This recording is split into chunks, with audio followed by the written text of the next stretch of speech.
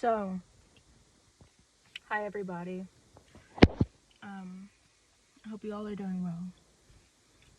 Honestly, I just wanted to make this because, like, I'm 27 today. Not that I turned 27 today, but I am 27. And, like,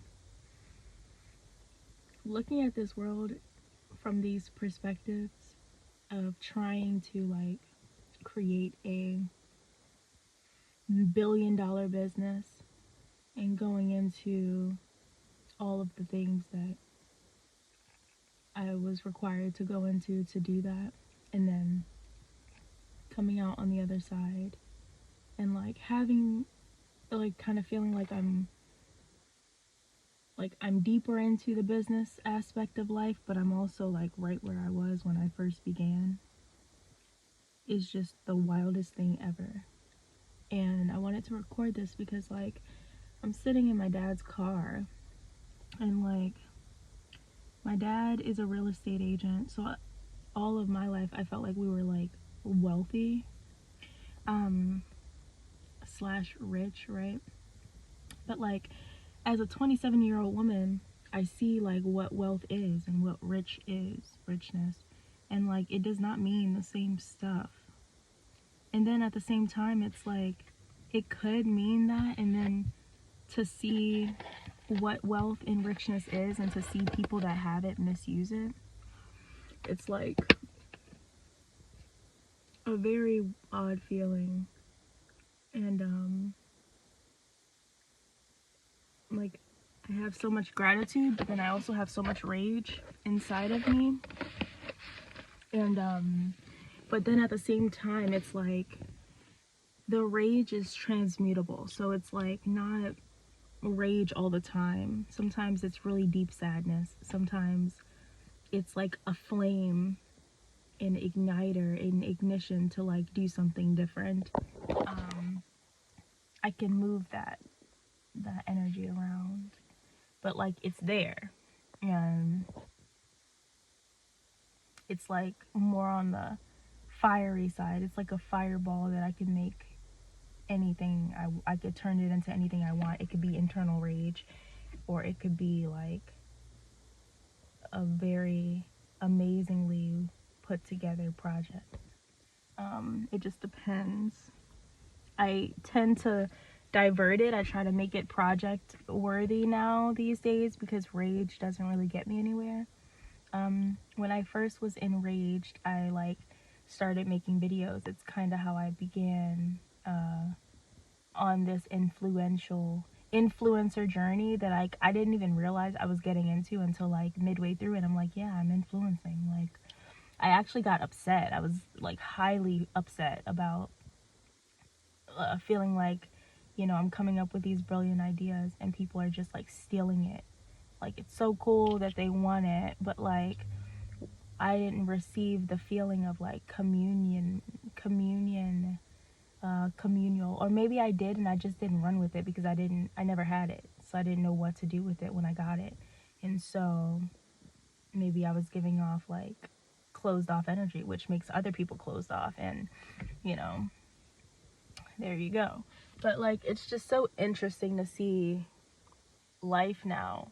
4 years ago, I didn't think I would be dealing with my parents. Like, there's so much misuse that I see, but or that I did see at the time, and I was just like, no, like I'm gonna do it differently.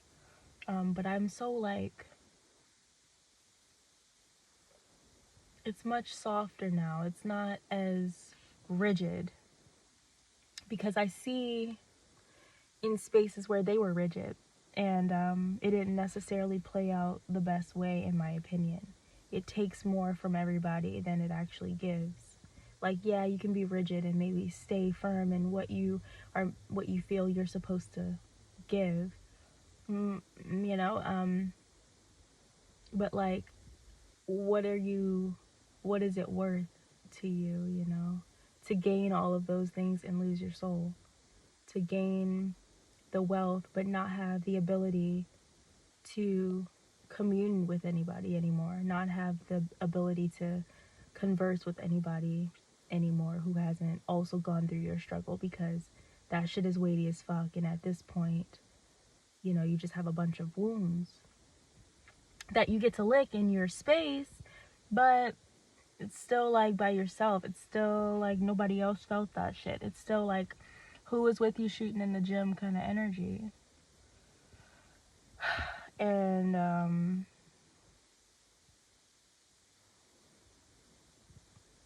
it's just wild, a very wild thing to witness, being a child of parents,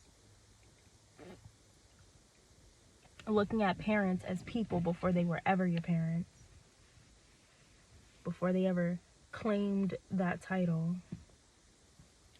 My dad, just to give you an idea of like the energy, look at what I'm wearing. This is a crop hoodie that I put together under a sweatshirt dress that I also put together with my super long shawl scarf that I also put together, and my beanie cap that I also put on. It's cold. I have on UGG shoes. I also have on a onesie because if I need to get jiggy, you know, I want to be prepared to do so. I dress like a ninja. And I'm cool with that. I don't always, yeah, I'm cool with that. But my dad isn't cool with that. He said that people shy away from people who dress like that. So thinking about maybe what he's experienced, because there was a time when I wouldn't even flat iron my hair, you know. I wasn't worried about like getting my nails done, like and stuff like that. And I just think about like how doing those things tie you into other people, and how not doing those things tie you into a different crowd of people. And I think about like, what does all this shit really mean at the end of the day?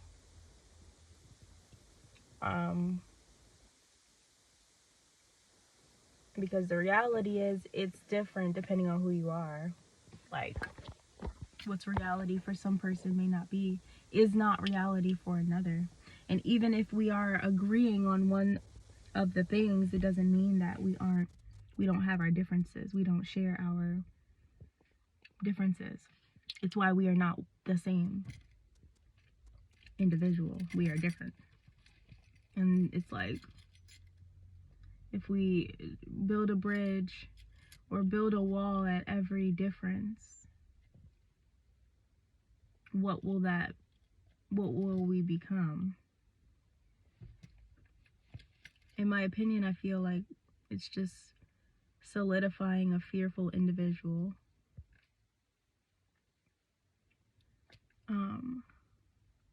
Because change is always happening,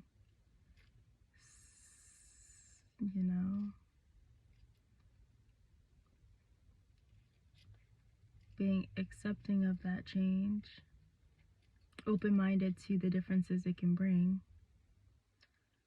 Like me right now, socializing with my family, that's different. And there are perks.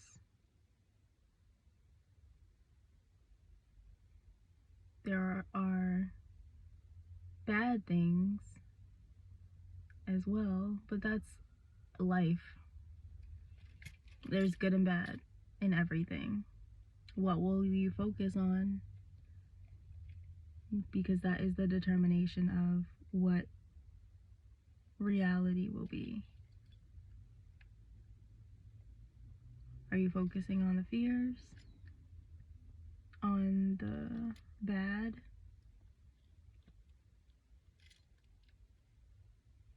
Or are you feeling the fears, feeling the lows, recognizing them, thanking them for being a part of what ignites you to be who you are as an individual, whatever that is to you, and moving forward, releasing the the rage, releasing the weight of it. So that way you can transmute the energy, use it for what you want, as opposed to it using you. That's all I have to say. I love you all. Be well.